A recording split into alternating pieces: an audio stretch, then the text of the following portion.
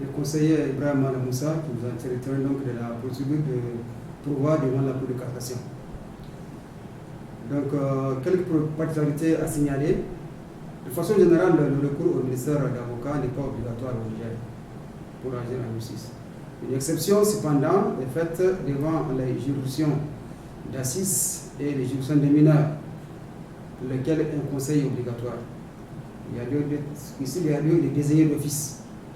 Pour cette raison, le pourvoi en cassation n'exige pas le recours au ministère d'un avocat.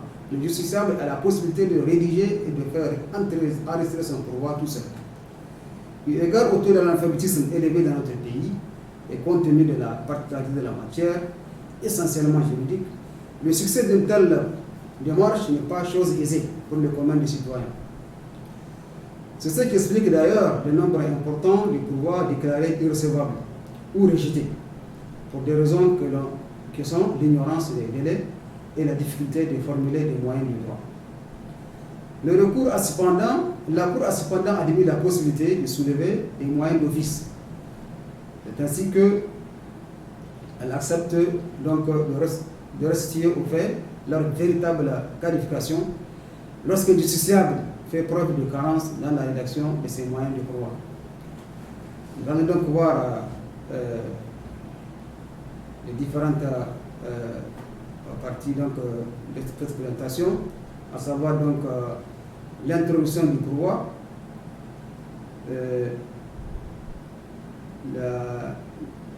l'instruction donc du pourvoi. Après, donc, il y aura la communication donc, au parquet général pour conclusion, puis donc il y aura la phase de jugement, il y aura le délibéré, et nous allons voir donc les différents cas dans lesquels donc, les arrêts de la Cour de cassation peuvent être attaqués. Donc, pour l'introduction du pourvoi, elle est de distinguer en matière civile et commerciale et en matière sociale dans une première partie, et en matière coutumière et en matière pénale. Le pourvoi est interjeté par requête écrite en matière civile, déposée au greffe de la juridiction qui a rendu la décision attaquée dans le délai d'1 mois à compter de la signification de l'arrêt. Au-delà, il sera déclaré irrecevable. La requête de pourvoi elle-même est signifiée au défendeur dans le délai d'1 mois de son dépôt au greffe de la juridiction qu'il a rendu, sous peine d'échéance. Ça, c'est l'article 48 de la loi organique et le pourvoi. Le dossier, donc, par la suite, est transmis dans le délai d'1 mois au greffier en chef de la Cour de cassation. Donc, une fois que ce dossier donc, est transmis, ce dossier donc devra comprendre la requête et les pièces qui sont jointes, une expédition de la décision attaquée. La requête doit également contenir un exposé des faits et un énoncé des moyens de droit invoqués contre la décision attaquée. En pratique, les dossiers parviennent beaucoup plus tard à la Cour pour diverses raisons. Donc, les raisons qui expliquent donc, ces retards sont souvent dues à un problème d'adressage, des problèmes donc, au niveau donc, des plantons, etc., etc. En matière pénale, le pourvoi est interjeté par déclaration suivie de procès verbal au greffe de la juridiction qui a rendu la décision attaquée. Le délai est de 5 jours si la décision est contradictoire et à partir du moment où elle n'est plus susceptible d'opposition lorsqu'elle est rendue par défaut. Le pourvoi est notifié aux parties par le greffier en chef. Le demandeur doit déposer au greffe un mémoire impératif dans les 10 jours de la déclaration. S'il est condamné, il peut déposer au-delà des 10 jours au greffe de la juridiction de la Cour de cassation, article 581 du Code de procédure pénale. Un mémoire déposé au-delà des 10 jours donc, par une personne non condamnée est purement irrecevable. Donc le délai des 10 jours est un délai rigueur.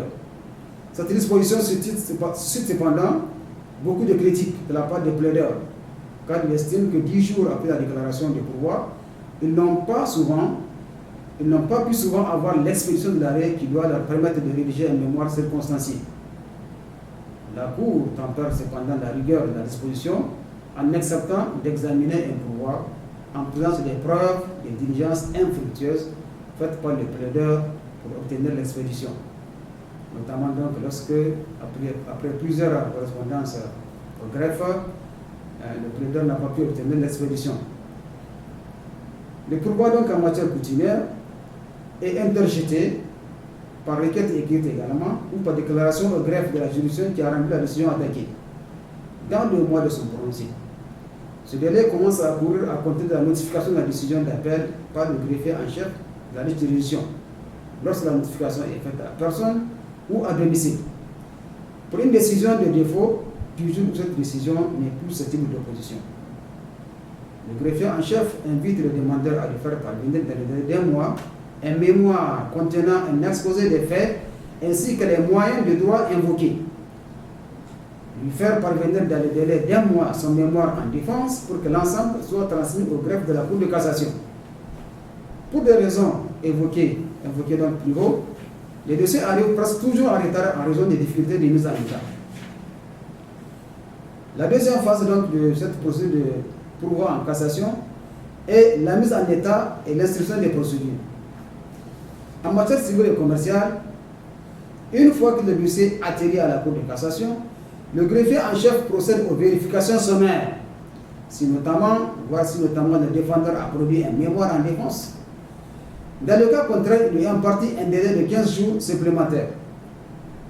Au-delà, il passe outre et transmet la procédure au président de la Chambre civile et commerciale. À son tour, le président désigne un conseiller rapporteur. Le conseiller rapporteur examine la procédure et s'assure que la contradiction entre les différentes parties a été respectée. Il procède à tous les actes nécessaires à l'instruction du pourvoi, puis rédige un rapport. En matière pénale, les dossiers frappés de pourvoi sont transmis par le parquet général de la juridiction ayant statué en dernier ressort au parquet général de la Cour de cassation. Donc la procédure en matière de pourvoi en matière pénale est presque entièrement réglementée, prévue par le Code de procédure pénale. Donc le code, la loi organique sur la Cour de cassation ne fait qu'un renvoi. Ici donc le procureur général fait procéder aux vérifications sommaires et éventuellement réclame les pièces manquantes à l'expéditeur. Ça peut être des procès-verbaux de notification, des actes de pourvoi, etc., etc. Le dossier est par la suite transmis au président de la chambre criminelle qui désigne un conseiller pour l'instruction. Donc le conseiller instructeur vérifie si le dossier est en état d'être jugé. Autrement, il procède aux différents actes nécessaires pour satisfaire aux besoins de la contradiction. Donc si un dossier arrive à la cour vraiment suffisamment en état, l'instruction du pourvoi peut ne prendre que très peu de temps. Le conseiller rapidement donc rédige son rapport et il transmet. Deux pièces essentielles attirent l'attention du conseiller rapporteur: la notification du pourvoi et les mémoires. En effet, les mémoires doivent être déposés dans les 10 jours de la déclaration du pourvoi, comme annoncé plus haut. Il s'agit en fait ici du mémoire ampliatif. Le conseiller rapporteur peut néanmoins notifier des moyens d'office, auquel cas il provoque un débat contradictoire, jusqu'à ce qu'il soit suffisamment renseigné, puis rédige son rapport. Après le dépôt du rapport, aucun mémoire ne peut être admis. À ce niveau, donc, nous avons eu également à observer qu'il y a eu donc beaucoup de débats sur la question, parce que certains plaideurs s'estiment en droit de déposer leur rapport à toute étape de procédure. Malheureusement, la loi est claire: une fois que le rapport est déposé, aucun mémoire ne peut être admis. En matière coutumière, les dossiers parviennent souvent sans mémoire ou avec des mémoires qui relatent les faits sans soulever un quelconque moyen de droit. Très souvent, le dossier attend longtemps au greffe de la juridiction d'appel que la mise en état initiale se termine. Il arrive que cela prenne des années. Le président de la chambre désigne un conseiller rapporteur et lui fixe un délai pour déposer son rapport. Le conseiller transmet s'il y a lieu les mémoires en défense au demandeur pour les raisons de la contradiction. S'il estime la procédure suffisamment instruite, il rédige son rapport. Dans les affaires concernant les fonciers rurales, la Cour est souvent butée au délicat problème des mesures conservatoires. Celles-ci restent du domaine des juges du fond, mais les justiciables qui ont une procédure du pourvoi devant la Cour de cassation s'adressent directement à la Cour pour chercher une solution. Et ça pose souvent des problèmes. Donc, pour des juges qui sont un peu loin des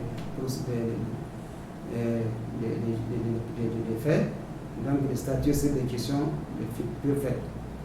Le troisième élément, c'est la transmission au parquet général pour conclusion. Donc une fois que les rapports sont terminés, on les transmet au procureur général pour transmission. Les dossiers de procédure en toute matière sont transmis au parquet général pour conclusion. Un délai indicatif de 1 mois est prévu par la loi. Cependant, outre la matière de référé, il arrive que les délais soient largement dépassés. Cette phase de la procédure n'est en principe pas contradictoire. Les conclusions du parquet ne sont pas communiquées aux parties. Si bien que l'on assiste souvent à des récriminations venant des avocats qui s'estiment en droit d'en obtenir copie et même de répondre. La loi ne leur permet cependant qu'une possibilité de consulter la procédure au bref sans déplacement. Une fois que les conclusions du ministère public sont prises, le dossier est, par le son de la chambre concernée, enrôlé à une de ces audiences. Quatrième phase, donc l'audience. Les parties reçoivent un avis les avertissant de la date de l'examen de leur affaire. À leur demande, la Cour peut les autoriser à présenter les observations orales à l'audience. La Cour statue en effet sur pièce, mais devant un dossier insuffisamment mis en état, la Cour peut renvoyer pour complément de mise en état, avis d'audience, notification des pourvois, etc. La difficulté réside ici dans la transmission du courrier judiciaire, elle-même compliquée par l'inexistence du système d'adressage fiable à travers tout le pays. La transmission du courrier judiciaire par planton a atteint ses limites. Donc, cela amène souvent la Cour à procéder à des renvois intempestifs. Et le rôle se trouve souvent engorgé. Quatrième étape, le délibéré. Cinquième étape, le délibéré. Donc, une fois que l'affaire est jugée, l'affaire est mise en délibéré. Les décisions sont rendues par une composition de 3 magistrats. La Cour délibère rarement sur siège.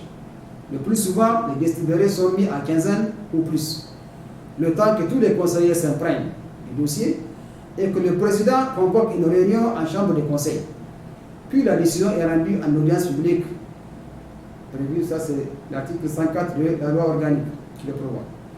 Il arrive que les délibérés soient rabattus.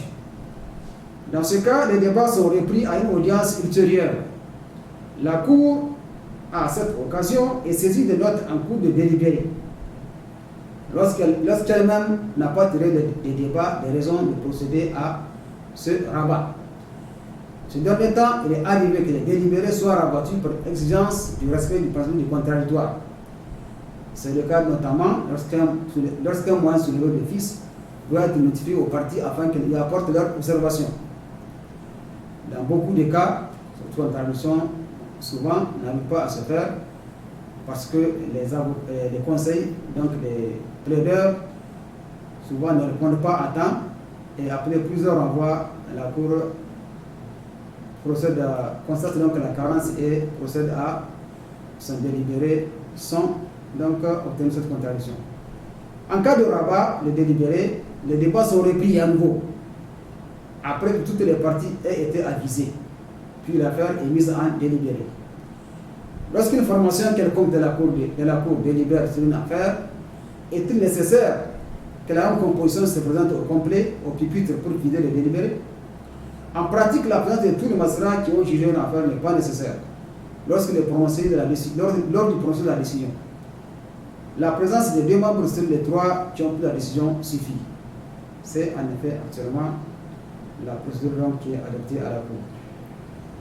Enfin, lorsque la décision est rendue, il faut se demander quel est son sort, est-ce qu'elle peut faire l'objet d'un recours. Donc, le 6e élément, donc, le recours contre les arrêts de la Cour de cassation. La loi organique admet des situations où l'arrêt de la Cour de cassation peut être l'objet d'un nouvel examen par la dite Cour. Il s'agit du recours en révision, de l'opposition et du recours en rétractation. Les 2 premières hypothèses sont rares, donc le recours en révision et l'opposition. Par contre, le recours en rétractation est très suscité, à telle enseigne qu'il tend à devenir une voie de recours ordinaire. 3 conditions non cumulatives sont exigées. Premièrement, que les décisions aient été rendues sur des pièces fausses qu'une partie ait été condamnée faute de présenter une pièce décisive détenue par son adversaire, que la décision soit intervenue sans qu'ait été observé les dispositions des articles 4, 44 et 105 de la loi 2013-03 sur la Cour de cassation. Le moyen le plus fréquemment invoqué par les parties est le défaut de motivation. Cependant, la Cour considère que l'article 105 ne vise pas l'insuffisance des motifs, qui est un moyen de cassation, mais l'absence totale de motifs, qui a démontré le demeure rare dans un arrêt de cassation. Donc la plupart du temps, donc, les recours en rétractation sont rejetés. Merci de votre attention.